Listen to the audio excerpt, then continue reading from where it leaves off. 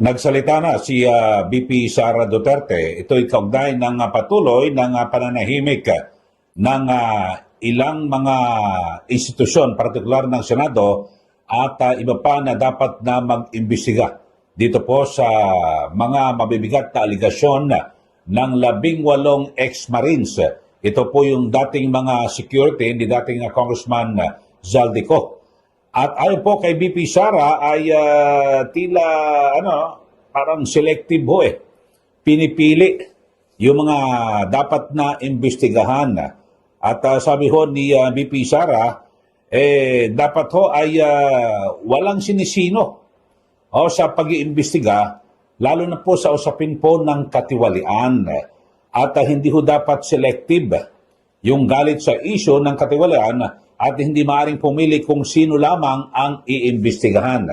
Sa ngayon kasi ho mga kababayan ay alam naman natin na talagang nagkakandalaiti o gigil na gigil po na mag-imbestiga yung mga kaalyado ng administrasyon, particular dyan po sa mababang kapulungan ng Kongreso, na kung saan ay sila po ay isinusulong ito hong impeachment laban po kay VP Sara Duterte. At ang sinasabi po nila, pinapangalandakan po nila yung accountability o yung pananagutan. Pero dito ho, talagang lumilitaw ho na meron po silang kinikilingan at tila may pinoprotektahan. Mga kababayan, dahil sa selective ho pinipili yung mga kalaban lang ho, samantalang yung mga kaalyado at mismo ho yung mga kongresista. Alam nyo, ang dami ho na dapat na imbestigahan dyan po sa mababang kapulungan ng Kongreso. Yung pinakahuli dito, yung sa 18 ex-Marines na kanilang aligasyon na di umano ay nakatanggap po ng mali-malitang pera yung ilang mga politiko, lalo na ho yung mga kongresista, marami raw po dyan. At yung mga sinasabing di umano yung mga kasapi ng Quadcom na nag-imbestiga noon kay VP Sara Duterte. So, meron po mga aligasyon ho dyan. Ngayon, ni isa man ho sa kanila, wala ho Wala pong naisa lang sa investigasyon, tapos sila po ang nag-iimbestiga. So, paano ho ito mga kababayan? Ano ang kanilang karapatan at moral ascendancy o kung ano man yung mag-iimbestiga sila sa sinasabing marumi at tiwali, sila ho mismo may mga aligasyon na sila po ay marumi at tiwali. Di po ba? Dapat manalamin muna po sila.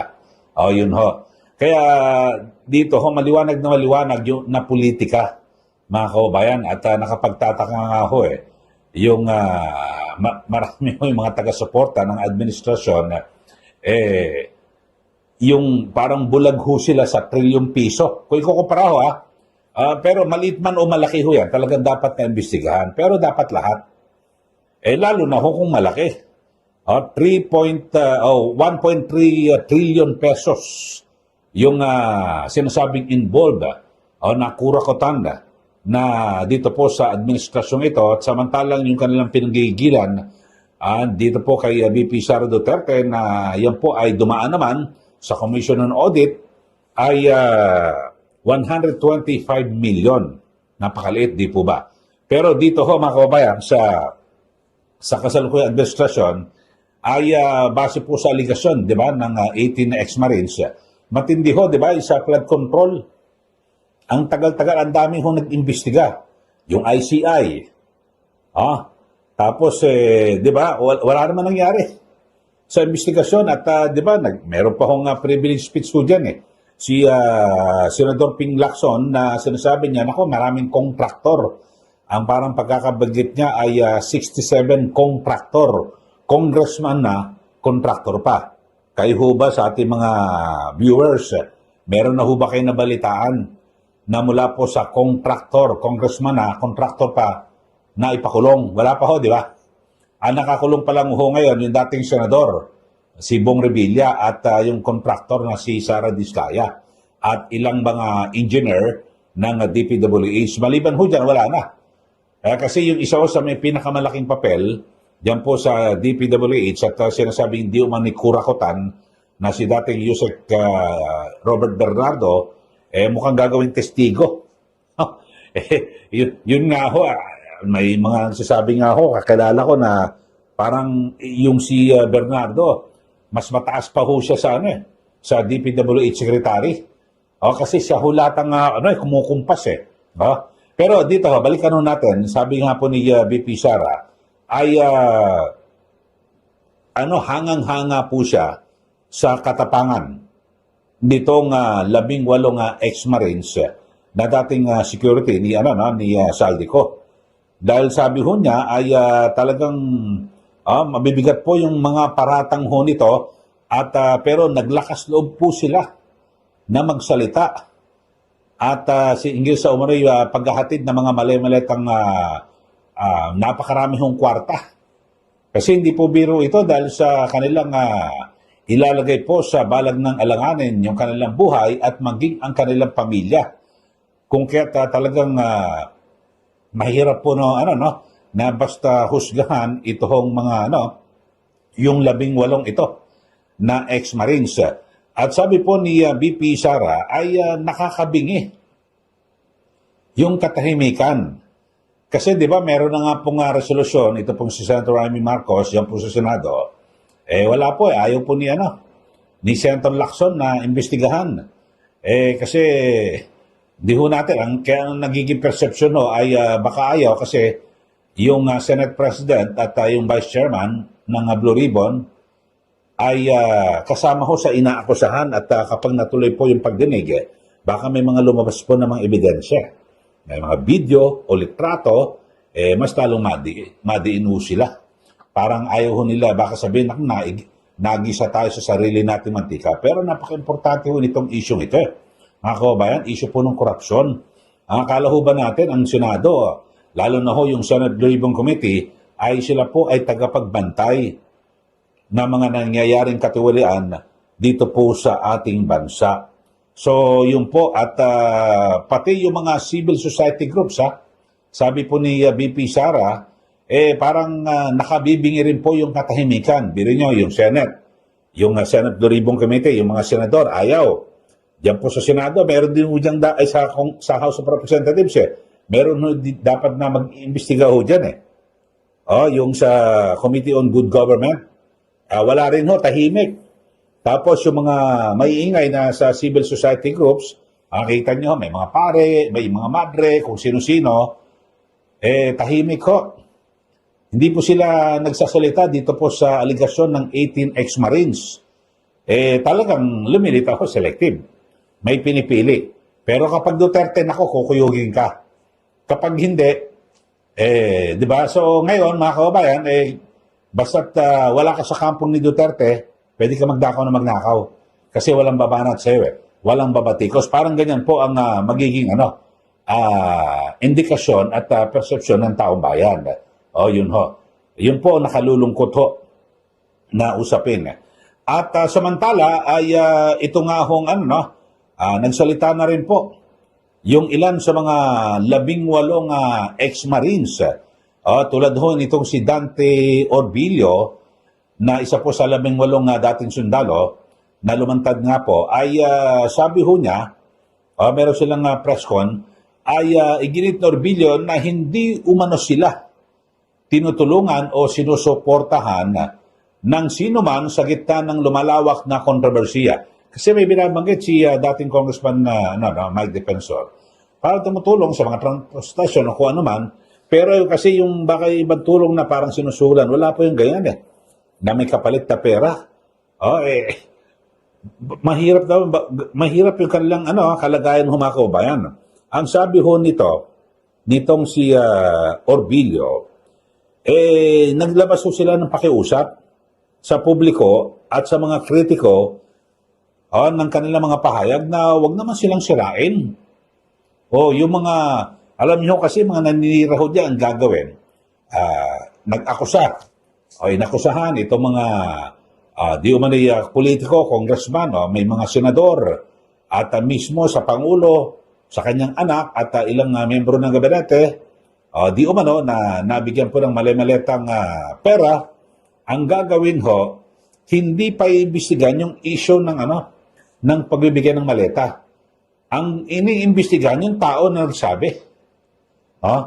Yun po at pinababagsak po yung kredibilidad Alam niyo ho, kahit na, di ba, sa maraming ho mga kaso, yung iba, mga nakagawa ng krimen.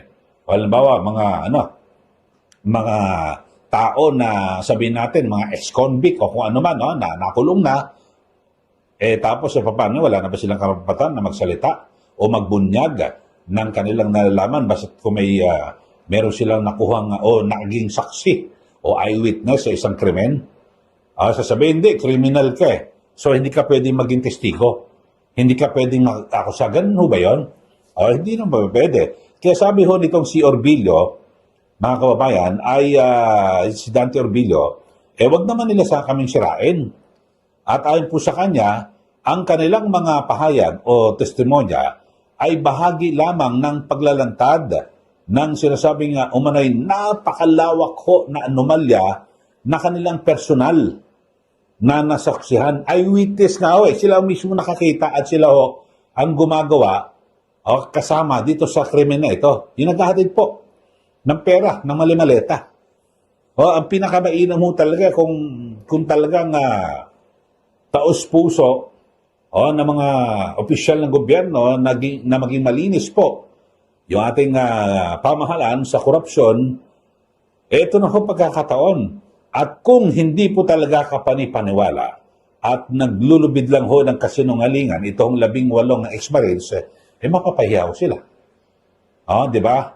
At pwede na ibalik yung sa kanilang mga hinala. Naku pinusuporta ng mga Duterte yan paimbestigahan nyo para kung mali at nagsisinungaling, ito hong mga ex-Marines na ito, di mapapahiya kung sino man sumusuporta, di po ba? Pero bakit ayaw paimbestigahan? Kasi, siyempre, di natin maalis na tayo po yung mag-isip na baka siguro ayaw imbestigahan, baka may ebidensya. Natatakot sila na may lumabas na ebidensya, ibig sabihin, baka nga tumanggap. Ganun po magiging persepsyon ng bawat mamayan, di po ba? So sabi ho, nitong si Dante Orbilio, ang naturang affidavit ay naging sentro ng matinding kontrobersiya. Matapos ngayon na ilabas ng kanilang abogado na si Atty. Levy Baligod. Ngayon ho, kasi talagang parang nangyari ho kay Orly Gutesa, di po ba? Na kung saan ay sinabi, nag-deliver, at tawag ho rito, parang pinaka-code ho dyan, basura. Mali-maliit ang pera. Nag-deliver doon sa bahay, mula sa bahay ni Zaldico, sa Valle Verde, sa Pasig City, tapos dinila sa Forbes, sa bahay ni Speaker, umabot pa hanggang sa Aguado, sa Malacanang. So, ayos na ho yun, Pero ang ginawa ho, binutasan sa notaryo. Na kung tutuusin ho, mga kababayan, yung sa notaryo, wala na ho yan kasi kahit na wala ho siyang affidavit Kasi sumumpa ho lahat po ng mga testigo, halimbawa sa Senado, ganyan, may mga inquiry, manunumpa ka So kahit wala ka ng affidavit, kahit na meron kang affidavit, kahit na hindi pa notaryo, kasi nanumpa ka na Kaya yung affidavit, tawag ho dyan, sinumpa ang salaysay. Halimbawa, kahit na hindi ka humarap sa husgado o sa Senate inquiry o Congressional inquiry, pag may sinumpa ang salaysay, permado, notaryo, kapag mali ang inilagay mo dyan na mga aligasyon, pwede kang kasuhan ng perjury. Sa Senado o sa House of Representatives, kapag ikaw ay humarap at nagsilbing testigo, nagbigay ka ng mga aligasyon, kasi manunumpa ka bago ka magsimula na magsabi. Kapag mali at mga hindi totoo ang mga sinabi mo, pwede kang kasuhan ng perjury. O kung ano man, di ba? So, ganun ho dapat. Kaso, wala ho agad nang siniraan. Kaya pakiusap po nila, wag nyo naman kami sirain. Kasi sila, alam nyo ho mga kababayan, so hindi naman siguro dapat na purihin natin ng todo na lumabas sa mga ito. Pero pakinggan muna natin yung kanilang mga sinasabi nito ho mga dating sundalo na security ni dating Congressman Zaldico. Kasi eyewitness po sila hindi yung mga sabi-sabi daw, andun mismo aktual na sila po ang nag-deliver ng mali-maleta. So pakinggan ho natin. Kasi lilitaw parang kinukonsente na po natin dahil sa ito po ay hindi papabor sa administrasyon, maraming tatamaan, parang maliho ata tayo. Mga kababayan, kasi alam ko, kaya yung Senate Doribong Committee ho, talagang itinatago yan para po sa yung issue po ng accountability. Paghahabol po yan sa mga opisyal ng gobyerno, di ba? Kaya nga napaka-powerful, napakalakas po ng kapangyarihan ng Senate Doribong Committee. Bakit to?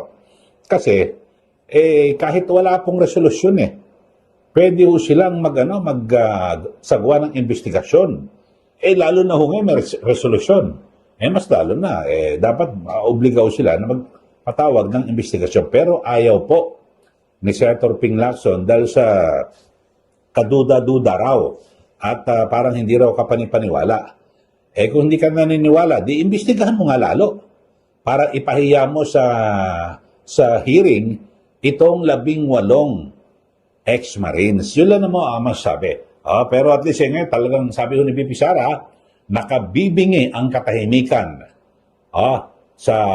Dahil sa hindi nag-iimbestiga yung Senado, yung mga sinasabing mga civil society groups na galit di umano sa mga katiwalian na nangyari sa gobyerno, tahimik ko rito. Tahimik. Hindi ko alam selective din ho sila. Pero pag may sangkot dyan na Duterte, nako, ang ingay ng mga yan. Baka mag-rally pa ho yan. Mga kababayan. Pero pag hindi, pag hindi sangkot ang Duterte, sa administrasyon, wala, tahimik. Bulag. Anong klase ho mga kababayan? Dapat lahat ho, di ba? Kung paano titino ang Pilipinas kapag ganyan may pinipili, di po ba? Sige, magbigay na po kayo ng comment dito po sa ating channel, sa ating mga suki, taga-subaybay. At ano po masabi nyo rito? Sabi ho ni BP Sara, selective. Pinipili yung pag-iimbestiga. Yung mga nag-iimbestiga na dapat ho, at yung mga civil society groups na masyado maingay kapag issue po ng corruption ngayon no, tahimik. Ano po masabi nyo rito? Sige, mag-comment na po kayo at para kayo maibulalas nyo rin po ang inyong mga damdamin dito po sa issue ito na ating pinag-uusapan.